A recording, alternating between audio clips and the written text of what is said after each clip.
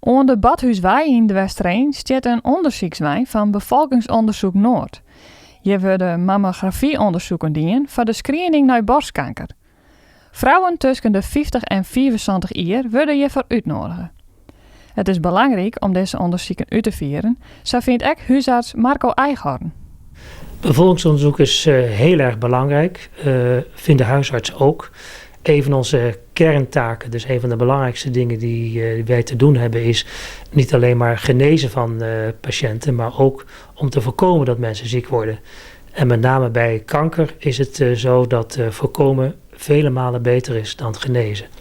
Als kanker destijds wordt ontdekt, dan is de kans op genezing, complete genezing, vele malen groter dan dat in een latere termijn dat gebeurt. En daarom vinden wij het belangrijk dat iedereen meedoet aan het bevolkingsonderzoek. Het is heel belangrijk te vermelden dat naast het meedoen aan het bevolkingsonderzoek het heel belangrijk is dat mensen bij klachten niet gaan wachten tot ze een oproep voor een bevolkingsonderzoek krijgen, maar dat als ze klachten hebben, dat ze dan ook met die klachten naar de huisarts gaan. Want een bevolkingsonderzoek, bijvoorbeeld een borstfoto, dat is een momentopname. En het kan best zijn dat een paar maanden later er toch klachten zijn waarvan je zegt van ja, je moet niet wachten tot de volgende bevolkingsonderzoek komt, maar dat je dus naar de huisarts gaat.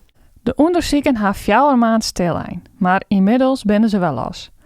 De werknemers in de onderzoekswijn houden zich aan de orometer afstaan. Tijdens het onderzoek zelf is het wel wat lastig, daarom hebben ze beschermende kleren aan. Daarnaast worden dus zo'n 30 vrouwen per dag geholpen in plaats van 65, zodat ze elkaar net zien komen. Iedereen die dus een uitnodiging hoorn heeft, kan maar gerust haar deel komen.